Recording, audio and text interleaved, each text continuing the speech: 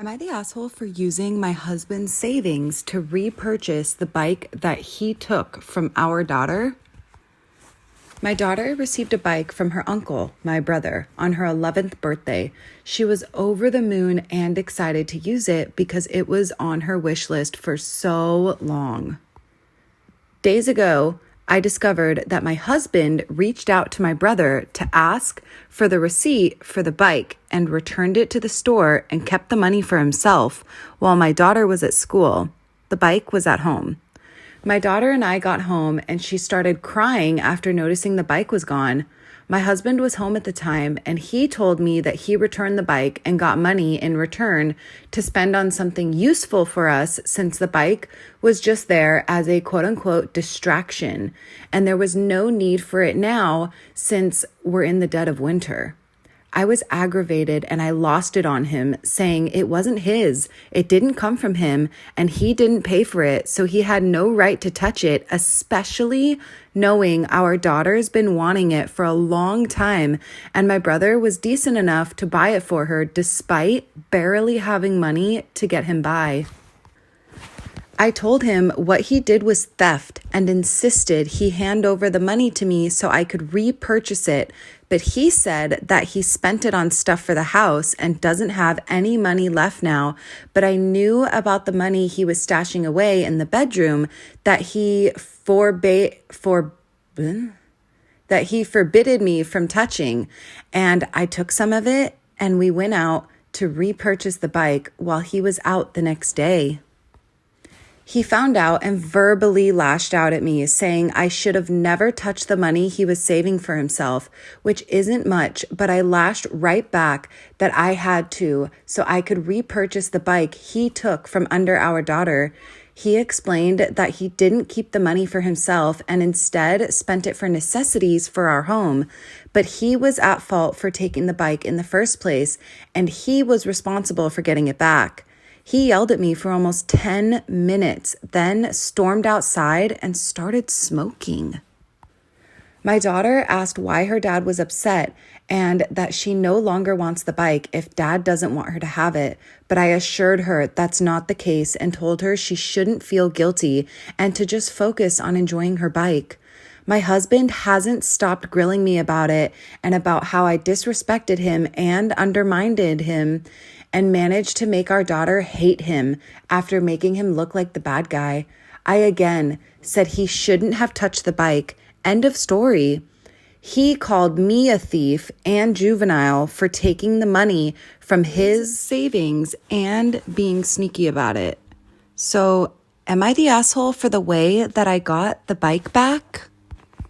And the top comment coming in with 33,000 upvotes. Not the asshole. Your husband stole your daughter's gift and you made it right. And he's hiding money you aren't allowed to touch. He sounds incredibly awful and controlling. Next comment, 13,000 upvotes. Not the asshole. Keep the bike, get rid of the hubby. Next comment, 9,000 upvotes. Why don't you return hubby's smokes to buy necessities for the home? Next comment, 5,000 upvotes. This was exactly my thought. He should do the math and find out how much he is smoking will cost them. Also, quoting from the story, he's called me a thief and juvenile. This sounds rich from an immature thief. Next comment, 4,000 upvotes. I can steal whatever I want, but you can't take it back. Hard, not the asshole, OP. Husband is a narcissistic a-hole, and this clearly scarred your daughter. Get her away from him ASAP. I guarantee this won't be the last time, and I suspect it wasn't the first. Next comment, 2,000 upvotes. Also, I can keep money for my enjoyment, but if we need something, our child has to sacrifice her enjoyment for it. Next comment, 1,000 upvotes. Stealing from an 11-year-old because you're an addict who can't provide, yet burns money every day on things that kill people. Yeah, sounds like addict behavior to me. OP, keep the bike, then fund your necessities with his smokes. Or Just throw the whole man out if you want a quick fix to being married to an addict. And my vote. I do not think this lady is the asshole, but I think that her and her daughter are victims of an abusive narcissist. It seems that he controls the money and that you typically do not have access to it. I've been there. And my ex-husband also used to steal from the kids, although he's always lied about it. Regardless, this is financial abuse. The yelling in your face and projection is verbal abuse. Seek help from a domestic violence shelter and meet with an advocate to create a safety plan to get out safely. What do you guys think? Do you guys think she's the asshole, or do you think this is considered domestic violence? Let me know. For banning my husband and father-in-law from the delivery room due to their intensely stressful and creepy behavior during my pregnancy. There is a lot of context and the character limit cuts off, but here's the gist. My husband and I are expecting our first child, which I knew would be a really sensitive issue as his own mother died in childbirth with him. We met with a marriage counselor to talk these things through at the beginning, and he swears he's been seeing his own therapist twice a month throughout my pregnancy. I don't want to call him a liar, but I'm fairly sure he's either not going or not talking about the big issue.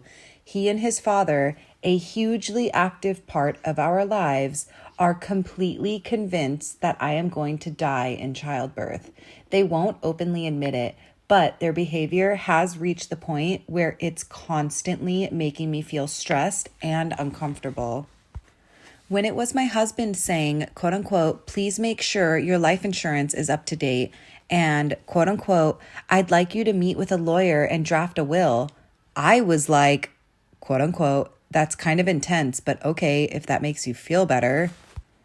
When husband asked me to go through all my possessions and inventory, what I wanted to be saved for the baby versus what I would want to be returned to my family in the event of my death, I put my foot down and said, absolutely not.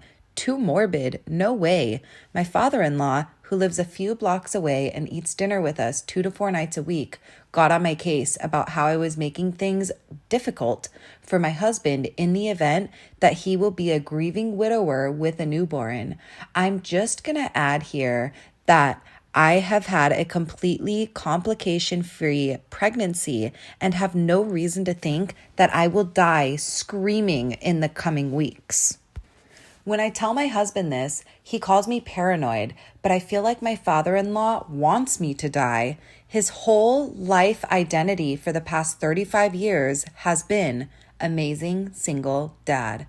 Never dated or had close friends or even hobbies really, and it seems like he's looking forward to being able to guide my husband through what he went through.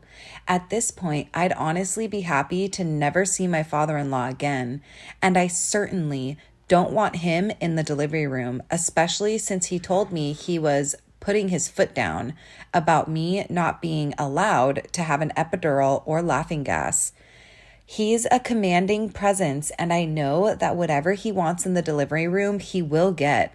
I know people will say, oh, labor and delivery nurses would never let that happen, but you haven't met this man. In addition to backing his dad on everything, acts like my due date is my death date and has completely pulled away from me.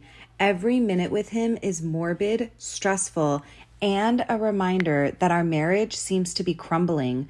No matter how many times I tell him his behavior makes me stressed and upset, it's just getting worse, and I do not want it around me while I'm concentrating on giving birth.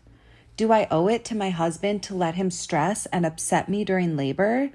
Is his presence at the birth more important than a safe and healthy delivery?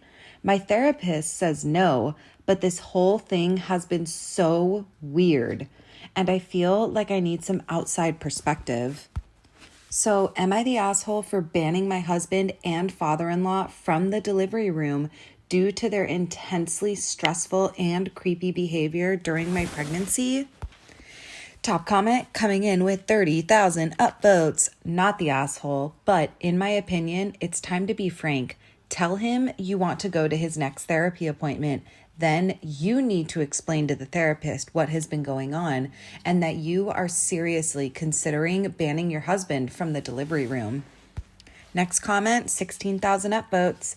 Using the top comment to mention that not only should husband clearly not be in the delivery room, but OP may also want to consider getting some sort of power of attorney, giving someone other than the husband the right to make medical decisions during this period.